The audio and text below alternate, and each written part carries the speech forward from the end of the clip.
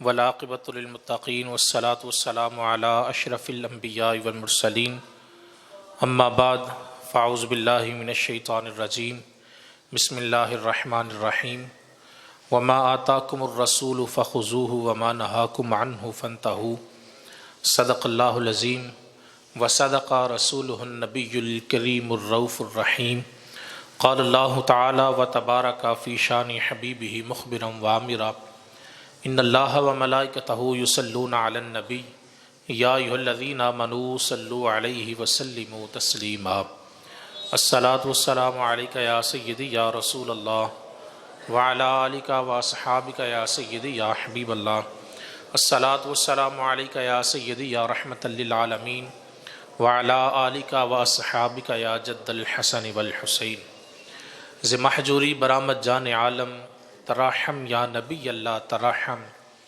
نہ آخر رحمت للعالمین ز محرومہ چرا فارغ نشینی بروں آوج سرز برد یمانی کہ روے تست صبح زندگانی ادیم طائف نعلین پاکن شراکز رشتہ جہائے ماکن چے باشد گر کنی سوئم نگاہے ہمیشہ گر نہ باشد گاہے گاہے نگاہے یا رسول اللہ نگاہے نگاہ یا حبیب اللہ نگاہ یا رسول اللہ انظر حالنا یا حبیب اللہ اسمع قالنا اننی فی بحر غم مغرق خذ یدی سہل لنا اشقالنا یا صاحب الجمال و یا سید البشر من وجہک المنیر لقد نور القمر لا يمکن الثناء کما کان حقہ بعد از خدا بزرگ توئی قصہ مختصر۔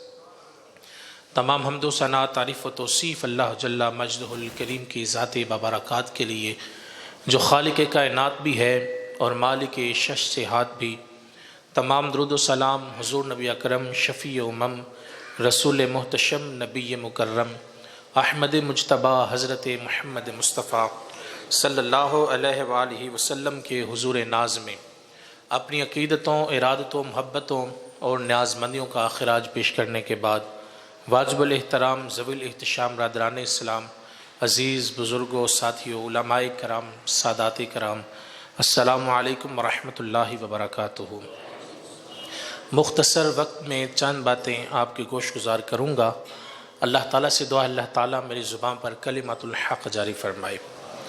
اللہ تعالیٰ نے قرآن مجید فرقان حمید میں ارشاد فرمایا وما آتاکم الرسول فخذوہ وما نہاکم عنہ فانتہوا، اور یہ نبی جو تمہیں عطا کریں وہ تم لے لیا کرو، اور جس سے تمہیں منع کر دیں تم اس سے رک جایا کرو۔ اللہ تبارک و تعالیٰ نے یہ قانون، یہ ضابطہ امت محمدیہ کو ارشاد فرمایا، یہ نبی جو تمہیں عطا کر رہے ہیں، جو تمہیں حکم دے رہے ہیں، تم اس کو سر تسلیم خم کرو اور اس پر عمل کیا کرو، اور جس چیز سے یہ حضور، یہ میرے نبی تمہیں منع کر دے تم اس سے رک جایا کرو۔ اب حضور علیہ السلام کا عمل دیکھیے کہ حضور علیہ السلام آپ نے قیامت تک جتنے بھی آنے والے مسائل ہیں، تمام مسائل کے جو حل ہیں، وہ کسی قسم کا بھی کوئی مسئلہ ہو، وہ کسی بھی شعبے کے ساتھ تعلق رکھنے والا ہو، کوئی بھی مسئلہ ہو، اس کے لیے کوئی نہ کوئی اصول، کوئی نہ کوئی ضابطہ ہمیں ضرور بیان فرمایا ہے۔ کوئی ایسا زندگی کا شعبہ نہیں ہے، کوئی ایسا معاملہ نہیں ہے کہ جس کے بارے میں ہماری رہنمائی نہ کی گئی ہو۔ حضور علیہ السلام نے ہر معاملے کے اندر اپنی سیرت کے ساتھ، قول و حدیث کے ساتھ، اپنے افعال کے ساتھ ہماری رہنمائی فرمائی ہے، وہ کوئی بھی معاملہ ہو۔ اور پھر حضور علیہ السلام نے باقاعدہ یہ چیزیں لکھوائی تھیں۔ حضور علیہ السلام جب گفتگو کیا کرتے تو آپ کا گفتگو کا جو انداز ہے وہ کوئی شعلہ بیانی نہیں ہوا کرتا تھا، بڑے سہل اور بڑے خوبصورت انداز کے ساتھ، شستہ انداز کے ساتھ حضور گفتگو کیا کرتے۔ حضور علیہ السلام پھر اتنی آہستگی کے ساتھ گفتگو کرتے کہ حضرت عائشہ صدیقہ رضی اللہ تعالی عنہ آپ ارشاد فرماتی ہیں کہ اگر کوئی شخص حضور کی گفتگو کو گننا چاہتا تو اپنے پوروں پر ان الفاظ کو گن بھی سکتا تھا۔ اور پھر حضور علیہ السلام کا انداز تکلم ایسا تھا کہ حضور علیہ السلام فہم کے مطابق گفتگو کرتے، جتنا فہم کسی کا ہوتا اتنی گفتگو کرتے، اور ہمیں بھی حکم ارشاد فرمایا کلم الناس علی قدر عقولہم، کہا کہ تم لوگوں کے فہم کے مطابق گفتگو کیا کرو۔ آپ اردو سمجھنے والے ہیں، اگر میں آپ کے سامنے عربی بولنا شروع کر دوں یا انگلش کے اندر خطاب کروں تو وہ آپ یہ تو کہیں گے بہت بڑا عالم ہے، آپ یہ تو کہیں گے بہت پڑھا لکھا شخص ہے، لیکن اگر آپ سے پوچھا جائے کہ یہ بیان کیا ہوا ہے تو آپ کو یہ تو نہیں پتا ہوگا کہ کیا بیان ہوا ہے۔ تو اگر آپ کے فہم، آپ کی عقل کے مطابق گفتگو ہو، اور پھر یہاں پر اگر میں صرف و نحو کی گفتگو شروع کر دوں تو یہ تو طلباء کو تو فائدہ ہوگا، لیکن جو دین کو سمجھنے کے لیے یہاں پر موجود ہیں یقیناً ان کو اس کا فائدہ نہیں ہوگا۔ تو حضور علیہ السلام کا یہ عمل تھا کہ حضور علیہ السلام فہم کے مطابق گفتگو کیا کرتے، اور پھر اسی طرح حضور علیہ السلام کا یہ معجزہ ہے۔ آج تو ہمیں اپنی بات آپ تک پہنچانے کے لیے یہ لاؤڈ سپیکر کی ضرورت ہوتی ہے، لیکن اس وقت یہ لاؤڈ سپیکر تو تھا نہیں۔ حجۃ الوداع کا موقع ہے، حضور علیہ السلام کے سامنے 1,44,000 کا مجمع ہے۔ یہ مجمع کوئی تھوڑا تو نہیں ہے، 1,44,000 کا مجمع ہے، کوئی لاؤڈ سپیکر بھی نہیں ہے۔ اب حضور علیہ السلام خطبہ ارشاد فرما رہے ہیں، جتنی سمجھ اور جتنی آواز پہلے شخص کو آ رہی تھی اتنی ہی سمجھ، اتنی ہی آواز آخری شخص کو بھی آ رہی تھی۔ تو یہ حضور کا معجزہ ہے۔ اسی طرح حضور علیہ السلام جب گفتگو کرتے تو حضور علیہ السلام بہت تھوڑے الفاظ استعمال کیا کرتے، لیکن اس کے مفاہیم، اس کے مطالب بہت زیادہ ہوا کرتے۔ بہت تھوڑے الفاظ استعمال کرتے، یعنی کہ کلم الناس علی قدر عقولہم، یہ تو حکم دیا ہی دیا، لیکن ساتھ یہ بھی ارشاد فرمایا خیر الکلام ما قل و دل، کہا کہ بہترین کلام وہ ہے کہ جس کے الفاظ تھوڑے ہوں لیکن وہ پختہ ہو، مفاہیم بہت زیادہ ہو، مطالب بہت زیادہ ہو۔ اور آپ دیکھیں حضور علیہ السلام کی احادیث ہیں، حضور علیہ السلام کی احادیث اتنی ہیں کہ اگر ہم ان کو زبانی یاد کرنا چاہیں تو وہ ہم زبانی یاد کر سکتے ہیں، لیکن اس کی تشریحات کو آپ دیکھ لیں، 30 40 سے بھی زائد جلدیں اس کی تشریحات میں لکھی گئی ہیں، لیکن پھر بھی تشریح مکمل نہیں ہوئی۔ یہ حضور کا معجزہ تھا۔ اور اس پر آپ دیکھیں سلطان محمود غزنوی، یہ وہ شخص ہے کہ جس کا نام سلاطین میں بھی بہت بڑا ہے اور صوفیہ میں بھی بہت بڑا نام ہے۔ اس کو ابتداً 3 شک تھے۔ پہلا شک اس کو یہ تھا کہ میرا باپ کون ہے، بچپن میں وفات پا گیا، انہوں نے اپنی ہوش میں اپنے باپ کو دیکھا نہیں، تو ان کو شک تھا کہ میرا باپ کون ہے۔ دوسرا شک یہ تھا کہ کیا واقع ہی علماء انبیاء کے وارث ہیں؟ حضور نے ارشاد فرمایا نا العلماء ورثۃ الانبیاء، کہا کہ علماء انبیاء کے وارث ہیں۔ ایک مقام پر حضور نے ارشاد فرمایا انبیاء وراثت کے اندر درہم و دینار نہیں چھوڑ کر جاتے، بلکہ انبیاء وراثت کے اندر علم چھوڑ کر جاتے ہیں۔ تو کہا کہ العلماء ورثۃ الانبیاء، تو اس کو یہ شک تھا کہ کیا واقع ہی علماء انبیاء کے وارث ہیں یا پھر علماء نے اپنی شان کو بڑھانے کے لیے اس حدیث کو گڑھ لیا ہے۔ اسی طرح اس کو تیسرا یہ شک تھا کہ کیا واقع ہی قیامت کا دن آئے گا۔ اب یہ 3 شک تھے۔ ایک دن وہ جا رہا ہے، اس نے دیکھا کہ اندھیرے کے اندر کسی طالب علم کے پڑھنے کی آواز آ رہی ہے۔ اس نے رک کر کے جب دیکھا تو ایک دین کا طالب علم تھا جو وہاں پر پڑھ رہا تھا، اس کو دیکھنے کے لیے رک گیا۔ کچھ لمحے اس نے وہ الفاظ یاد کیے، پھر وہ وہاں سے اٹھتا ہے اور ساتھ ایک بنیے کی دکان ہے جہاں پر روشنی کا اہتمام تھا، وہاں پر وہ جا کر کچھ اگلے الفاظ پڑھ لیتا ہے اور پھر اپنی جگہ پر آ کر اس کو یاد کرنا شروع کر دیتا ہے۔ جب طلب دین کے لیے اتنی تڑپ دیکھی تو اس سے رہا نہ گیا۔ اس کے ہاتھ میں سونے کی ایک لالٹین تھی، اس نے وہ ہبہ کے طور پر اس طالب علم کو دے دی۔ اور یہاں پر میں یہ عرض کرنا چاہوں گا، حضور علیہ السلام نے ارشاد فرمایا اگر کوئی شخص کسی طالب علم کی مدد کرتا ہے ایک پھٹے ہوئے کاغذ کے ذریعے، ایک ٹوٹے ہوئے قلم کے ذریعے، اس کا کیا مطلب ہے؟ اس کا مطلب یہ ہے کہ وہ اس کی ضرورت کو پورا کرتا ہے۔ فرمایا کہ جو شخص کسی طالب علم کی ضرورت کو پورا کرتا ہے، اللہ تبارک و تعالیٰ اس شخص کو 70 مرتبہ کعبۃ اللہ کی تعمیر کا اجر عطا فرماتا ہے۔ تو اس شخص نے سونے کی لالٹین پکڑی ہوئی تھی، وہ اس طالب علم کو دے دی۔ اب رات ہوئی، جب رات کو سویا مقدر جاگ گئے اور خواب میں حضور علیہ السلام تشریف لے آئے۔ حضور علیہ الصلوۃ والسلام خواب میں تشریف لے. آپ سب لوگوں کی بھرپور آمین کے ساتھ میں دعا کروں گا کہ اللہ تعالی ہم سب کو حضور کی زیارت عطا فرمائے. اور یہاں پر رک کر ایک دو باتیں. حضور علیہ الصلوۃ والسلام نے ارشاد فرمایا کہ من رآنی فی المنام فقد رآنی، کہا جس نے مجھے خواب میں دیکھا اس نے مجھے ہی دیکھا. فإن الشیطان لا يتمثل بی، شیطان خواب میں بھی میری مثل نہیں ہو سکتا. اسی طرح حضور نے ایک اور مقام پر ارشاد فرمایا من رآنی فی المنام فسیرانی فی الیقظہ، کہا جس نے مجھے خواب میں دیکھا ان قریب وہ مجھے جاگتے ہوئے بھی دیکھ لے گا. علماء فرماتے ہیں اگر کسی شخص کو ساری زندگی زیارت نصیب نہ ہوئی ہو، وہ پریشان نہ ہو، بلکہ وقت نزا ہوگا، ادھر روح نکل رہی ہوگی، ادھر حضور کا دیدار عطا ہو رہا ہوگا. اسی طرح حضور علیہ الصلوۃ والسلام آپ جب کسی کی خواب میں تشریف لے جاتے ہیں تو وہ اپنی مرضی سے جاتے ہیں. ہم میں کوئی شخص بھی اپنی مرضی سے کسی کی خواب میں نہیں جا سکتا، لیکن حضور علیہ الصلوۃ والسلام جب کسی کی خواب میں جاتے ہیں تو اپنی مرضی سے، اپنے قصد سے، اپنے ارادے سے تشریف لے جاتے ہیں. اور اسی طرح اگر میں اور آپ کوئی خواب دیکھیں تو وہ محض خواب ہوگا. خواب کے اندر اگر ہم کروڑ پتی بھی ہو جائیں تو جب صبح اٹھیں گے اسی طرح جیبیں خالی ہوں گے جس طرح رات کو سوئے تھے. وہ کیا کسی نے کہا تھا کہ 1000 بار تیرا دامن میرے ہاتھ میں آیا، جب آنکھ کھلی تو اپنا ہی گرے بانپ آیا. تو ہمارے لیے خواب محض خواب ہوتی ہے، لیکن اگر اسی خواب کے اندر حضور تشریف لے آئیں تو پھر وہ خواب نہیں رہتا بلکہ وہ حقیقت ہوتا ہے. اور جب کچھ عطا کر دیں وہ بھی حقیقت ہوتا ہے. اور یہی بات اگر کسی نے پوچھنی ہو تو حضرت علی مرتضیٰ رضی اللہ تعالی عنہ سے پوچھ لیں. حضرت علی فرماتے ہیں کہ حضرت عمر فاروق رضی اللہ تعالیٰ عنہ کا دور خلافت تھا. میں رات کو سویا، حضور علیہ الصلوۃ والسلام کی زیارت نصیب ہوئی. میں نے کیا دیکھا؟ مسجد نبوی کا صحن ہے، حضور علیہ الصلوۃ والسلام تشریف فرما ہے، تمام اصحاب اپنی اپنی جگہ پر موجود ہیں. حضور علیہ الصلوۃ والسلام نے فجر کی نماز پڑھائی اور فجر کی نماز کے اندر مخصوص صورتوں کی تلاوت کی. آپ فرماتے ہیں کہ جب حضور علیہ الصلوۃ والسلام نماز سے فارغ ہوئے اپنا چہرہ مبارک پھیر کر اپنے اصحاب کی طرف کر کے بیٹھ گئے.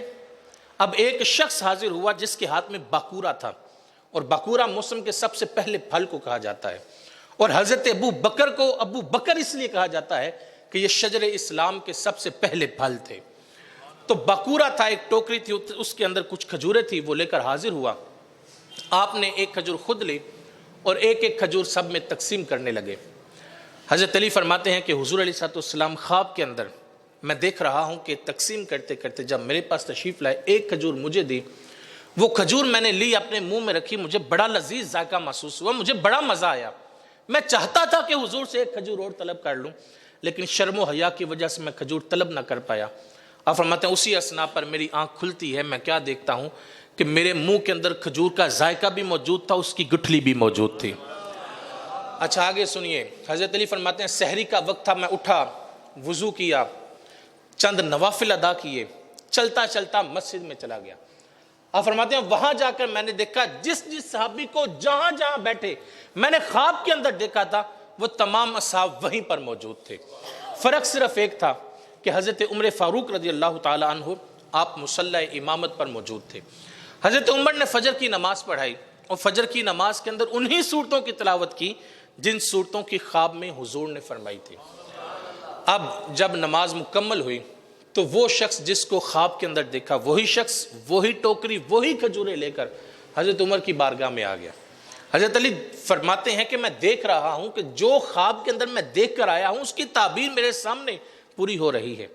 آپ فرماتے ہیں کہ اب حضرت عمر نے ایک کھجور خود لی اور ایک ایک کھجور سب میں تقسیم کرنے لگے. تقسیم کرتے کرتے حضرت علی فرماتے ہیں جب میرے پاس تشریف لائے مجھے ایک کھجور دی. اب رات کو تو حضور سے شرم و حیا کی وجہ سے دوسری کھجور میں طلب نہ کر پایا، لیکن حضرت عمر تو میرے دوست لگتے تھے. میں نے کہا عمر ایک کھجور مجھے اور دے دو. تو حضرت عمر تھوڑا سا آگے چل دیے تھے، واپس پلٹے، چہرے کی طرف دیکھا، مسکرائے اور کہا اے علی اگر رات کو حضور نے کھجوریں دو دی ہوتی تو عمر بھی تمہیں دو ہی دیتا.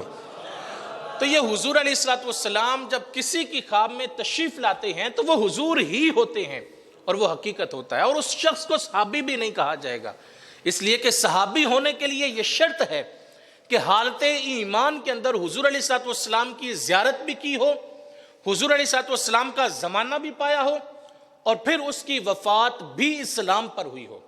جب یہ تین شرطیں موجود ہوں تو پھر اس شخص کو صحابی کہا جاتا ہے. حالت ایمان کے اندر خواب کے اندر زیارت تو نصیب ہوتی ہے، لیکن حضور علیہ الصلوۃ والسلام کا وہ جو دور مبارک تھا وہ نہ پانے کی وجہ سے اس شخص کو صحابی نہیں کہا جائے گا۔ تو حضرت سلطان محمود غزنوی علیہ رحمہ، آپ کو حضور علیہ الصلوۃ والسلام کی زیارت نصیب ہوئی۔ اب 3 شک تھے۔ پہلا شک کیا تھا کہ میرا باپ کون ہے، دوسرا کون سا تھا کہ کیا واقعی علماء انبیاء کے وارث ہیں، اور تیسرا کیا واقعی قیامت کا دن آئے گا۔ اب یہ 3 شک تھے۔ حضور علیہ الصلوۃ والسلام نے ایک جملہ ارشاد فرمایا۔ اب سنیے، حضور علیہ الصلوۃ والسلام نے جملہ تو ایک ارشاد فرمایا، لیکن ایک جملے کے اندر تینوں شک دور کر دیے۔ آپ نے ارشاد فرمایا، اے سبکت گین کے بیٹے، تو نے آج میرے ایک وارث کی مدد کی ہے، میں کل قیامت کے دن تیری شفاعت کروں گا۔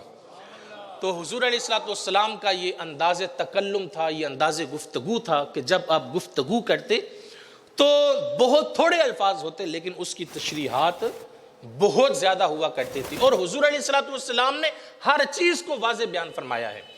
آپ دیکھیں، آپ کو ملے گا کاروبار کے حوالے سے جو اصول و ضوابط ہیں ہمیں قرآن سے ملتے ہیں، احادیث سے ملتے ہیں، حضور علیہ الصلوۃ والسلام کی سیرت سے ملتے ہیں۔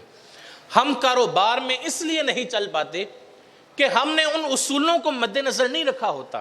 جب ہمارا کوئی بھی کاروبار فلاپ ہوتا ہے، ہمیں نقصان کا سامنا کرنا پڑتا ہے، تو آپ دیکھیں کہیں نہ کہیں ہم نے جھوٹ سے کام لیا ہوتا ہے، کہیں نہ کہیں ہم نے دھوکے بازی سے کام لیا ہوتا ہے، کہیں نہ کہیں جو ہے وہ ہم نے اصول و ضوابط کو چھوڑا ہوتا ہے، اس وجہ سے ہمیں نقصان ہوتا ہے۔ اور حضور علیہ الصلوۃ والسلام نے کاروبار کرنے کے لیے جو سب سے بڑا حکم ارشاد فرمایا وہ کیا ہے؟ آپ پڑھیں، آپ کو ملے گا، حضور علیہ الصلوۃ والسلام نے ارشاد فرمایا کہ تم جو بھی کاروبار کرو سچ کے ساتھ کرو۔ سچا کاروبار ہو تو اس کے اندر برکات آپ کو نصیب ہوں گی۔ اور حضور علیہ الصلوۃ والسلام کا اپنا عمل دیکھیے، حضور علیہ الصلوۃ والسلام نے ابھی اس وقت اعلان نبوت نہیں فرمایا تھا، آپ تجارت فرمایا کرتے تھے۔ اب مکہ کی منڈی کے اندر اپنے غلام کے ساتھ تشریف لے گئے، اور وہاں پر کچھ اونٹ تھے۔ کہا کہ بیٹا، ان سب اونٹوں کی قیمت یہ ہے، اور یہ جو اونٹ ہے اس کی قیمت اس سے آدھی ہے، اور اس کے اندر یہ عیب ہے۔ تم نے جب یہ بیچنے ہیں تو ان کو پوری قیمت میں بیچنا ہے اور اس کو آدھی قیمت میں بیچنا ہے، اور تم نے بیچنے سے پہلے اس کے عیب بھی بتانے ہیں کہ اس کے اندر یہ عیب ہے۔ اور حضور نے یہ حکم ارشاد فرمایا اور خود تشریف لے گئے۔ کہا کہ میں کچھ دیر کے بعد آؤں گا۔ حضور علیہ الصلوۃ والسلام کچھ دیر کے بعد واپس تشریف لائے۔ پوچھا تو پتا چلا کہ وہاں پر کوئی بھی اونٹ نہیں ہے، سب ایک گروہ آیا تھا اور وہ خرید کر لے گیا۔ حضور نے پوچھا اپنے غلام سے کہ کیا تم نے وہ بتایا تھا اس کا عیب؟ کہا کہ واللہ مجھے یاد نہیں رہا۔ اب جب یہ سنا تو حضور علیہ الصلوۃ والسلام پریشان ہو گئے۔ آپ نے فوراً سواری لی اور اس سے پوچھا کہ بتاؤ تم کہاں سے وہ آئے تھے؟ کہا کہ حضور یہ یمن کی طرف سے آئے تھے۔ اب حضور علیہ الصلوۃ والسلام نے سواری لی اور ان لوگوں کو تلاش کرنے کے لیے نکل پڑے۔ آپ روایات پڑھیں، آپ کو ملے گا حضور علیہ الصلوۃ والسلام 1 دن اور 1 رات مسلسل اس قافلے کو تلاش کرتے رہے۔ 1 دن اور 1 رات کی مسلسل محنت شاقہ اور جہد مسلسل کے بعد جب وہ لوگ ملے تو حضور علیہ الصلوۃ والسلام نے ان سے بات کی۔ کہا کہ دراصل میرے غلام کو یہ بتانا یاد نہیں رہا تھا کہ اس کے اندر یہ عیب ہیں اور اس کی آدھی قیمت ہے۔ اب آپ کے پاس اختیار ہے، یا تو آدھی قیمت مجھ سے واپس لے لیں یا پھر پوری قیمت لے کر مجھے اونٹ واپس کر دیں۔ تو انہوں نے کہا کہ ٹھیک ہے، ہمیں منظور ہے۔ انہوں نے آدھی قیمت واپس لے لی اور حضور علیہ الصلوۃ والسلام کو جب اجازت دے دی، حضور جانے لگے تو پیچھے سے آواز دے کر کہتے ہیں ذرا رکیے۔ اب حضور علیہ الصلوۃ والسلام رکے تو وہ آگے بڑھ کر کہتے ہیں کہ آپ کا نام کہیں محمد بن عبداللہ تو نہیں ہے صلی اللہ علیہ وسلم؟ کہا ہاں، مجھے اسی نام سے پکارتے ہیں۔ انہوں نے کہا کہ ہم یمن میں تھے، یمن میں ہم نے سنا تھا کہ مکہ کی منڈی کے اندر اس نام کا ایک شخص ہے اور وہ اتنا کھرا ہے کہ اس نے کبھی جھوٹ بولا ہی نہیں ہے، اور اس کو صادق اور امین کہا جاتا ہے۔ تو یہ بات ذہن نشین رہے کہ جب ہم سچا کاروبار کریں گے تو پھر یقیناً ہمیں نقصان کا سامنا کرنا نہیں پڑے گا، اگرچہ ہمیں شیطان یہ سمجھائے، یہ کہنے کی کوشش کرے یہ مزین کر کے سامنے لے کر آئے کہ ایک جھوٹ کے ساتھ اتنا تمہارا فائدہ ہو جائے گا، لیکن اگر آپ جھوٹ کو ترک کر دیں گے تو اللہ تبارک و تعالیٰ آپ کو اس سے بھی زیادہ فائدہ عطا فرمائے گا۔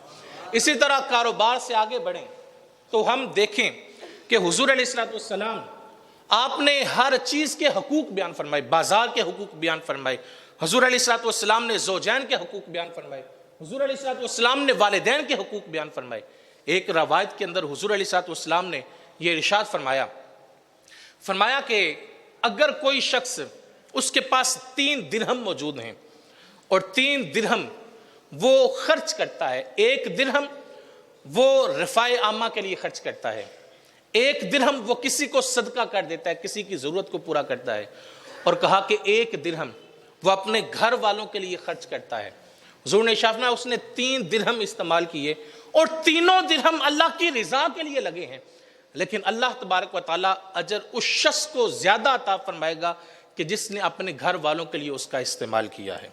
اب حضور علیہ السلام نے اسی طرح ایک روایت کے اندر ارشاد فرمایا خیرکم خیرکم لأہلی وانا خیرکم لأہلی، فرمایا تم میں بہترین وہ ہے کہ جو اپنے گھر والوں کے لیے بہتر ہے، اور ارشاد فرمایا میں تم میں سب سے بہترین ہوں اس لیے کہ میں اپنے گھر والوں کے لیے بہتر ہوں۔ اسی طرح حضور علیہ السلام تشریف فرما تھے، آپ کی خدمت میں ایک شخص حاضر ہوا اور آ کر اس نے عرض کیا، کہا کہ حضور ما حق المرأة علی الزوج، ہمیں بتائیں کہ شوہر پر اس کی بیوی کے کیا حقوق ہیں۔ حضور علیہ السلام نے پھر چند حقوق بیان فرمائے، ان میں سے ایک حق حضور علیہ السلام نے ارشاد فرمایا کہ جو تم اپنے لیے کھانے میں پسند کرتے ہو وہی تم اپنے گھر والوں کے لیے پسند کرو۔ ایسا نہیں ہے کہ ہم دوست احباب کے اندر مختلف انواع و اقسام کے کھانے کھاتے پی رہے اور گھر والوں کے لیے وہی دال روٹی چل رہی ہو، نہیں، بلکہ اگر ہم خود اچھے کھانے استعمال کرتے ہیں تو گھر والوں کے لیے اسی کا اہتمام کیا جائے۔ اسی طرح حضور علیہ السلام نے حق بیان فرماتے ہوئے ارشاد فرمایا کہ جو تم جتنا قیمتی لباس تم اپنے لیے پسند کرتے ہو اتنا اچھا لباس تم اپنے گھر والوں کے لیے استعمال کرو۔ اسی طرح حضور علیہ السلام نے ارشاد فرمایا کہ تم کبھی بھی اپنے گھر والوں کو گالی نہ دو۔ گالی دینے سے ویسے ہی منع کیا گیا ہے، لیکن کہا کہ گھر والوں کو گالی دینا یہ سب سے کبھی عمل ہے۔ دیکھیں حضرت علی مرتضیٰ رضی اللہ تعالیٰ عنہ آپ ارشاد فرماتے ہیں جراحات السنان لہا التیام ولا یلتام ما جراح اللسان، کہا کہ تلوار کے ساتھ خنجر کے ساتھ دیے ہوئے جو زخم ہوتے ہیں وہ کبھی نہ کبھی بھر جاتے ہیں، لیکن جو زبان کے ساتھ دیے ہوئے زخم ہوتے ہیں ان کا مداوع کوئی نہیں کر سکتا۔ تو اگر ہم اپنے گھر والوں کے لیے اچھے لفظوں کا استعمال نہیں کریں گے تو پھر یقیناً ہمارے گھر کے اندر وہ خوبصورتی نہیں رہے گی۔ اسی طرح حضور علیہ السلام نے ایک نہایت اہم جو ارشاد فرمایا، حضور نے ارشاد فرمایا کہ جب تمہاری گھر والوں کے ساتھ شکر رنجی ہو جائے تو پھر اس کو تم اپنے کمرے کے اندر محدود رکھو۔ یہاں پر میں عرض کرنا چاہوں گا، گھر کو عربی کے اندر دارن کہا جاتا ہے یا بیتن کہا جاتا ہے، لیکن حدیث کے اندر بیت اور دار نہیں استعمال ہوا بلکہ لفظ غرفہ استعمال ہوا، اور غرفہ کمرے کو کہا جاتا ہے۔ کہا کہ تم اپنے معاملات کو کمرے کی حد تک رکھو، اس لیے کہ گھر کے اندر تو اور بھی افراد ہوتے ہیں، والدین ہوتے ہیں، بہن بھائی ہوتے ہیں، باقی اولاد ہوتی ہے۔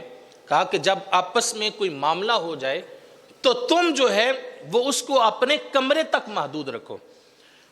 اور حضور علیہ السلام کا انداز دیکھیے، حضرت اما عائشہ صدیقہ رضی اللہ تعالی عنہ آپ کو ارشاد فرمایا اے عائشہ جب تم مجھ سے ناراض ہوتی ہو مجھے تب بھی پتہ ہوتا ہے، اور جب تم مجھ سے راضی ہوتی ہو مجھے تب بھی پتہ ہوتا ہے۔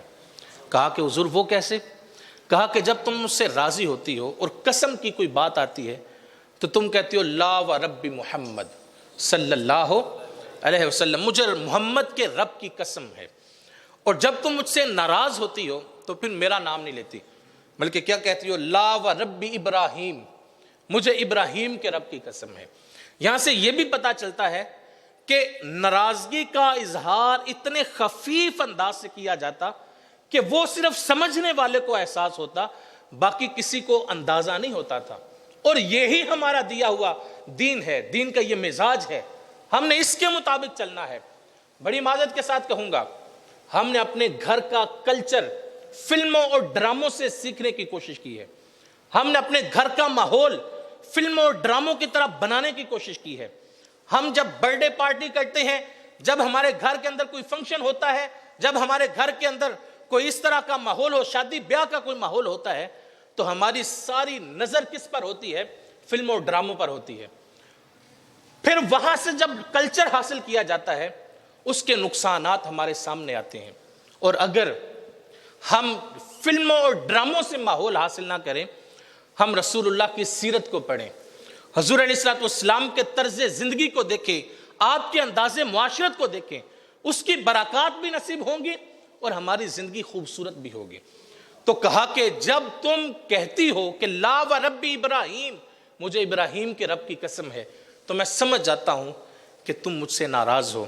اب سنیے، حضور علیہ السلام سے عرض کرتی ہیں، کہتی ہیں کہ حضور میری زبان پر نام تو حضرت ابراہیم کا ہوتا ہے، لیکن دل میں حضور آپ ہی بسا ہوتے ہیں، ہمارے دل کے اندر آپ ہی بستے ہیں. تو یہ بات ذہن نشین رہے کہ حضور علیہ السلام نے ارشاد فرمایا کہ جب کوئی ایسا معاملہ ہو تو تم اپنے گھر کے اندر نہیں بلکہ کمرے تک اس کو محدود رکھو. اور اسی طرح حضور علیہ السلام نے زوجین کے حقوق بھی بیان فرمائے اور والدین کے حقوق بھی بیان فرمائے. حضور علیہ السلام نے ارشاد فرمایا، حضرت معاذ بن جبل رضی اللہ تعالیٰ عنہ، آپ کو حضور نے 10 نصیحتیں فرمائیں.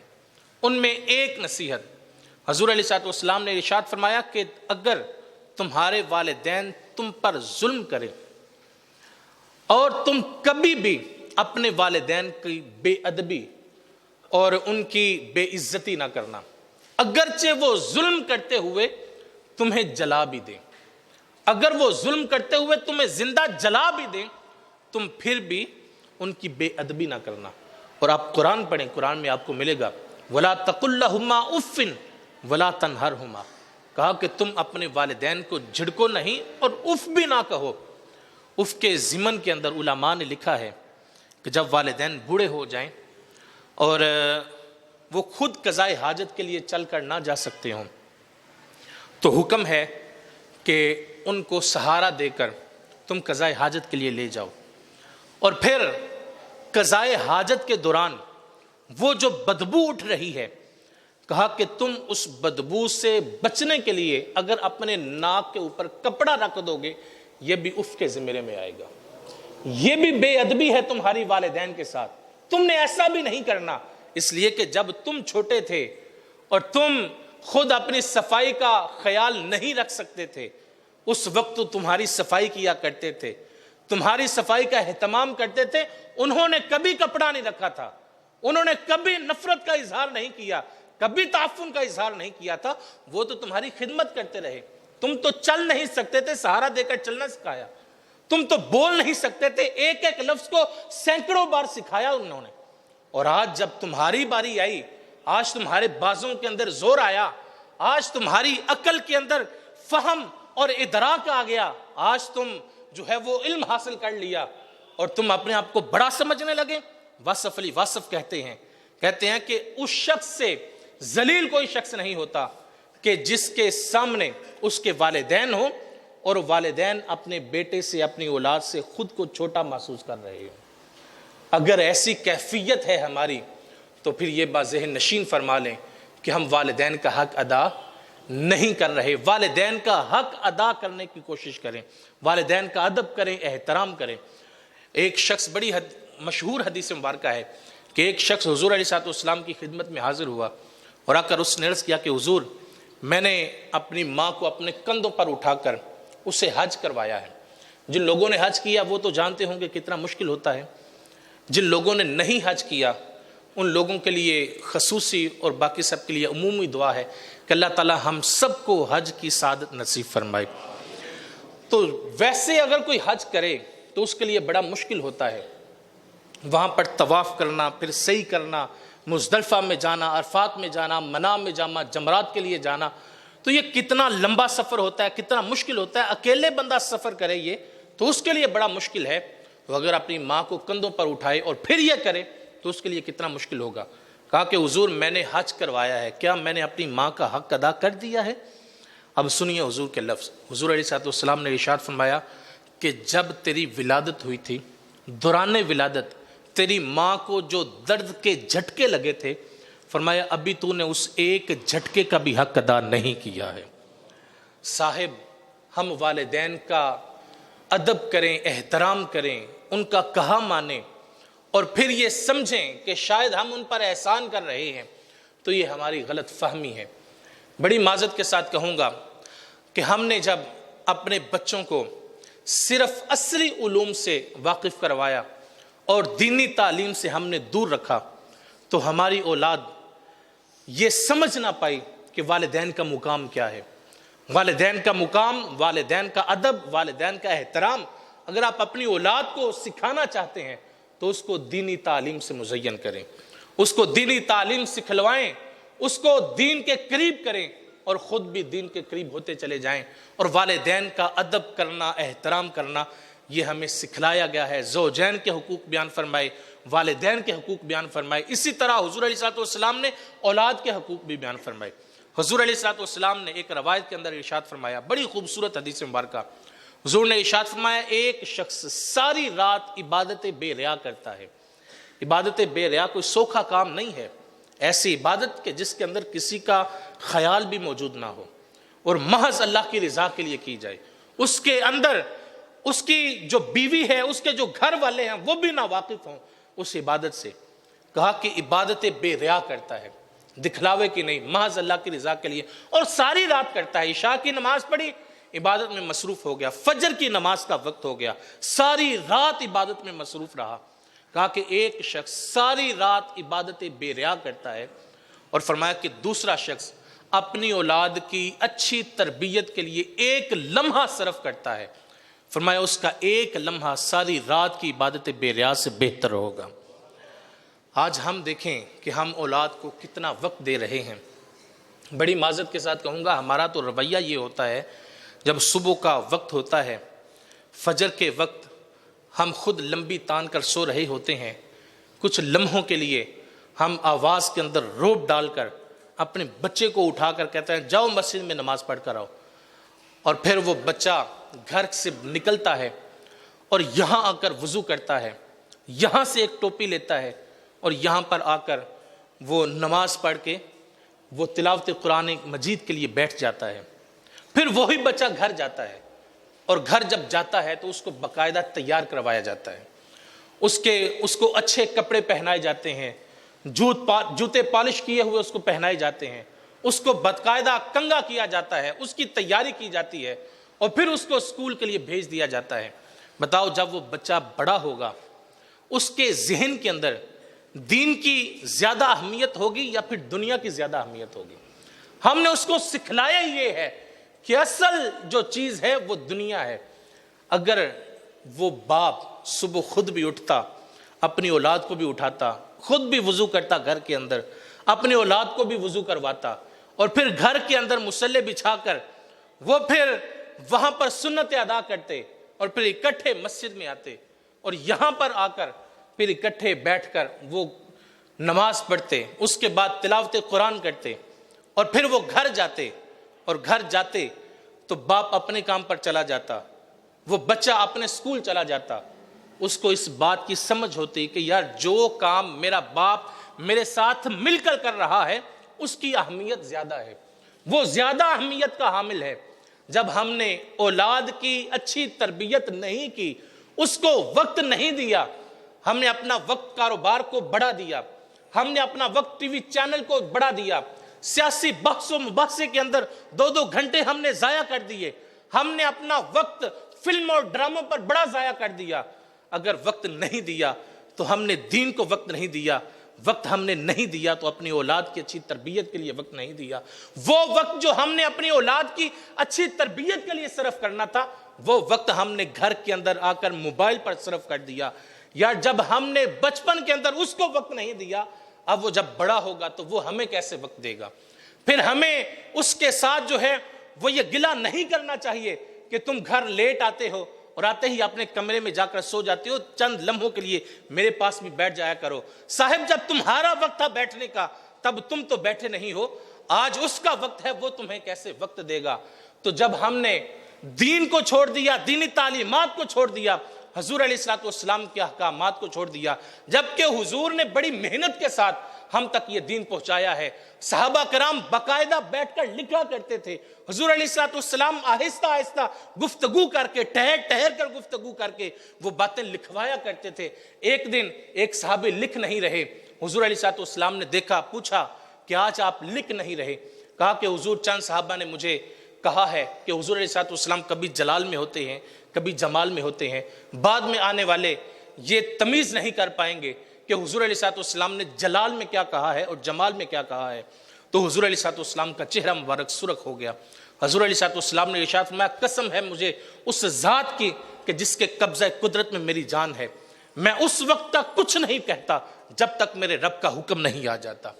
اور یہ قرآن کا فیصلہ، وَمَا يَنطِقُ عَنِ الْهَوَىٰ إِنْ هُوَ إِلَّا وَحْيٌ يُوحَىٰ، کہا کہ یہ نبی اپنی خواہش کے مطابق گفتگو نہیں کرتے، بلکہ جو ہماری مرضی ہوتی ہے وہی یہ ارشاد فرماتے ہیں۔ تو حضور علیہ الصلوۃ والسلام نے محنت کر کے، صحابہ کرام نے محنت کر کے ہم تک یہ دین پہنچایا ہے، اور آج ہم اپنے معاملات کے اندر مغربی کلچر کو دیکھتے ہیں، اس طرف ہم نظر دوڑاتے ہیں۔ صاحبو، یہ دین بڑی وسعت رکھتا ہے، وہ سیاسی معاملہ ہو، وہ اجتماعی معاملہ ہو، وہ انفرادی معاملہ ہو، خاندانی معاملہ ہو، ذاتی معاملہ ہو، وہ کسی قسم کا کوئی بھی معاملہ ہو، دین متین کے اندر ہر چیز کا واضح بیان ہے۔ آج اگر ہم حقوق زوجین کے اندر، حقوق اولاد کے اندر، حقوق والدین کے اندر اپنے قریبی رشتہ داروں کے لیے، اپنے ہمسایوں کے لیے دینی تعلیمات کو نہیں دیکھیں گے تو ہم کبھی بھی کامیاب اور سرخرو نہیں ہو سکیں گے۔ ہم پستی کی طرف جا رہے ہیں۔ جب ہم دین کے مطابق اپنی زندگی بسر کرنا شروع کر دیں گے تو ہم لمحہ بہ لمحہ عروج کی طرف بڑھتے چلے جائیں گے۔ عزت و تکریم ہمیں اس دنیا میں بھی نصیب ہوگی، اور ذلت و رسوائی کا سامنا ہمیں قیامت کے دن بھی نہیں کرنا پڑے گا۔ آج ہمارے پاس وقت ہے، ہمارے پاس مہلت ہے۔ یہ دروس قرآن، یہ محافل، ان کا انعقاد کا مقصد، جو مین مقصد ہوتا ہے وہ یہی ہوتا ہے کہ ہم نے اپنے جو دل کی دستک ہے اس کو محسوس کرنا ہے۔ جو مبلغ آپ کے پاس تشریف لاتے ہیں، یقیناً وہ آپ کے دل پر دستک دے کر جاتے ہیں، اس کو محسوس کیا کریں۔ ہر درس کے اوپر کوئی نہ کوئی پیغام اپنے دامن میں لے کر جایا کریں، اور اس کو پھر شعار زندگی بنایا کریں، اور ایک ایک لمحہ جب ہم یہ کوشش کریں گے تو پھر یقیناً ہم کامیابی اور سرخوری کی طرف بڑھتے چلے جائیں گے۔ اللہ تبارک و تعالیٰ سے دعا ہے کہ اللہ تعالیٰ ہم سب کو حضور علیہ الصلوۃ والسلام کے دین کے مطابق اپنی زندگی کا ایک ایک لمحہ بسر کرنے کی توفیق عطا فرمائے۔ قابل عمل باتوں پر ہم سب کو عمل کی ہمت عطا فرمائے۔ وما توفیقی الا باللہ۔ آخر پر مصطفی اجتماع کے حوالے سے آپ کو یہ عرض کی جاتی ہے کہ 13 مارچ بروز اتوار صبح 10 بجے سے لے کر نماز عصر تک مرکز مصطفیٰ گجرانوالہ کے اندر ایک عظیم الشان مصطفی اجتماع کا انعقاد کیا جا رہا ہے، جس کے اندر ادارۃ المصطفیٰ کے جواں فکر مبلغین کا بھی خطاب ہوگا، اور خصوصی خطاب و دعا عالم مبلغ اسلام ترجمان حقیقت پیرزادہ محمد رضا ساقی مصطفی زیدہ مجدہ آپ ارشاد فرمائیں گے۔ انشاءاللہ آپ کے یہاں سے بھی باقاعدہ ٹرانسپورٹ کا اہتمام ہوگا۔ ہمارے سید اسد گیلانی شاہ صاحب ہیں زیدہ مجدہ، اللہ تعالیٰ ان کو سلامت رکھے۔ انشاءاللہ ان کے ساتھ آپ رابطہ کریں گے، اور باقاعدہ یہاں پر ٹرانسپورٹ کا اہتمام ہوگا۔ آپ کو انشاءاللہ بخیر و عافیت لے جایا جائے گا۔ وہاں پر آپ آ کر دیکھیں، وہاں پر یقین جانیے، آپ محسوس کریں گے کہ وہاں پر رحمتوں کا نزول ہوتا ہے۔ مجھے اچھی طرح یاد ہے کہ گزشتہ برس کی یہ بات ہے کہ میں یونیورسٹی کے میرے کلاس فیلو تھے، تو ان سے میں نے کہا کہ آپ نا مصطفی اجتماع کے لیے کچھ وقت نکالیں، تو وہ مذہبی رجحان نہیں رکھتے تھے۔ تو میں نے کہا کہ آپ ذرا تشریف لائیے۔ انہوں نے پہلو تہی کی، لیکن میرے اصرار پر پھر انہوں نے کہا کہ ٹھیک ہے میں ضرور آؤں گا۔ مصطفی اجتماع کے لیے انہوں نے وقت نکالا، وہ تشریف لائے۔ نماز عصر بھی انہوں نے وہیں پر ادا کی۔ نماز عصر کے بعد ہمارا رابطہ ہوا، تو میں نے ان سے مل کر پھر مرکز مصطفیٰ کا وزٹ کروایا، ان کو بتلایا کہ یہاں پر کلاس رومز ہیں، یہاں پر یہ ہوتا ہے، وہاں پر یہ ہوتا ہے۔ جب وزٹ مکمل ہوا تو میرا خیال تھا کہ شاید ابھی یہ جلدی سے کہیں گے کہ مجھے اجازت دے دیں، لیکن وہ اجازت طلب نہیں کر رہے تھے۔ کچھ لمحے میں نے انتظار کیا، تو میں نے کہا کہ آپ اجازت نہیں مانگ رہے، تو ان کی آنکھیں پرنم ہو گئیں۔ وہ کہنے لگے کہ طاہر بھائی سچی بات یہ ہے کہ کہ پہلی مرتبہ میں یہاں آیا ہوں لیکن یہاں سے جانے کو جی نہیں چاہ رہا۔ وہاں پر آپ کی روح کو تسکین نصیب ہوگی، آپ کو وہاں پر راحت اور سکون ملے گا، اور ایسا کیوں نہ ہو۔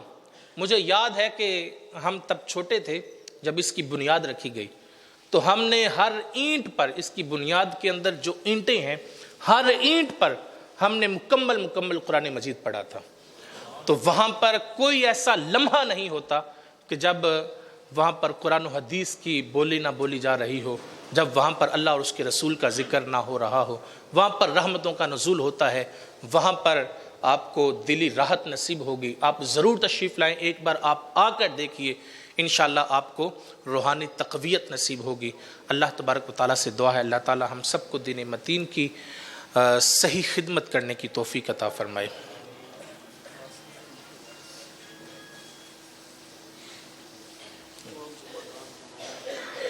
الحمدللہ رب العالمین والصلاة والسلام علی اشرف الانبیاء والمرسلین اللہم صلی علی محمد وعلی آل محمد وسلم وصلی علیہ اللہم انت السلام ومنک السلام تبارکت یا ذی الجلال والاکرام اللہم ربنا آتنا فی الدنیا حسنۃ وفی الآخرۃ حسنۃ وقنا عذاب النار وقنا عذاب القبر وقنا عذاب الحشر وقنا عذاب القرد وقنا عذاب الدنیا وقنا عذاب المیزان اللہم انا نسألک علما نافعا ورزقا طیبا وعملا متقبلا۔ الہی تلاوت قرآن مجید کی گئی، تیرے محبوب صلی اللہ علیہ وآلہ وسلم کی مدح و ستائش کی گئی، واعظ و نصیحت کی گئی، ایک ایک لفظ، ایک ایک حرف، ایک ایک لمحہ اپنی بارگاہ عالیہ میں قبول فرما۔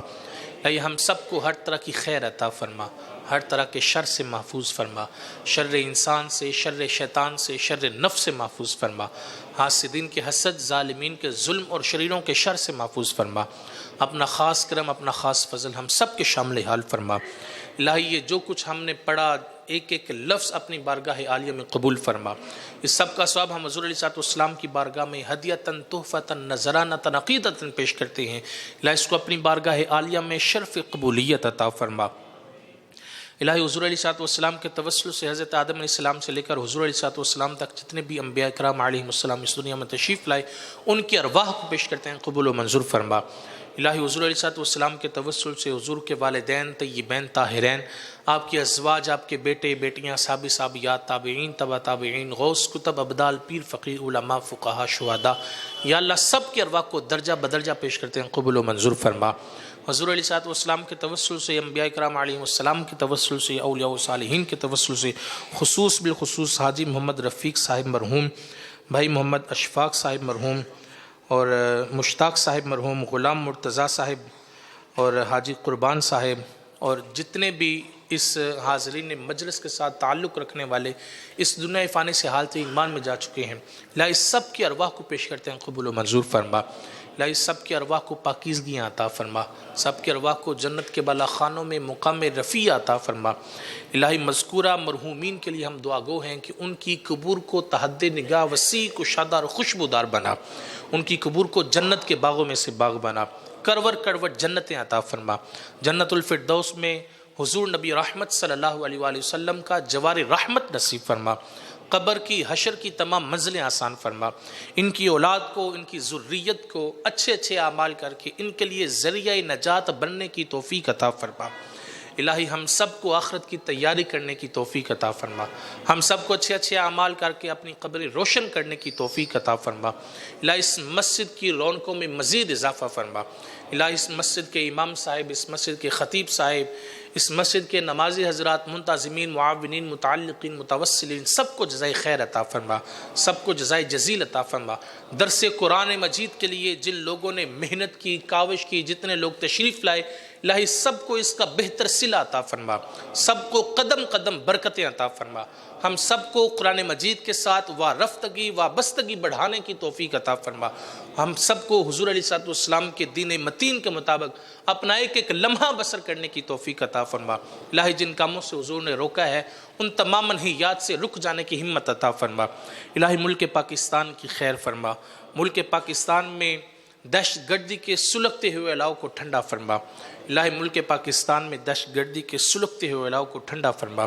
الہی ملک پاکستان کی خیر فرما، ملک پاکستان کی خیر خواہوں کی خیر فرما، الہی پوری امت مسلمہ کی خیر فرما، امت مسلمہ کا بکھرا ہوا شرازہ متحد فرما، امت مسلمہ میں جتنے بیمار ہیں سب کو صحت یابی عطا فرما، جتنے بے روزگار ہیں سب کو اچھا روزگار عطا فرما، جتنے محتاج ہیں سب کی محتاجی کو دور فرما، جتنے پریشان حال ہیں سب کی پریشانیوں کو دور فرما، الہی جتنے بے اولاد ہیں سب کو اولاد نرینہ و مدینہ عطا فرما، الہی ہم سب کو ایسا بنا دے ہم تجھ اور تیرے رسول کو پسند آ جائیں، ہمارے خیالوں کو پاکیزگی عطا فرما، ہماری سوچوں کو طہارت عطا فرما، ہماری آنکھوں کو شرم و حیا کی دولت سے مالا مال فرما، الہی ہماری زبانوں کو اپنے ذکر سے تر فرما، الہی ہمارے دلوں کو اپنے نور سے منور فرما، ہم سب کو ایسا بنا دے ہم تجھ اور تیرے رسول کو پسند آ جائیں، الہی جو کچھ مانگا وہ بھی عطا فرما، جو کچھ نہیں مانگا لیکن ہم سب کے لیے بہتر ہے الہی وہ بن مانگے ہی عطا فرما، وصلی اللہ تعالی علی النبی الامین وعلی آلہ وصحابہ اجمعین برحمتک یا ارحم الراحمین۔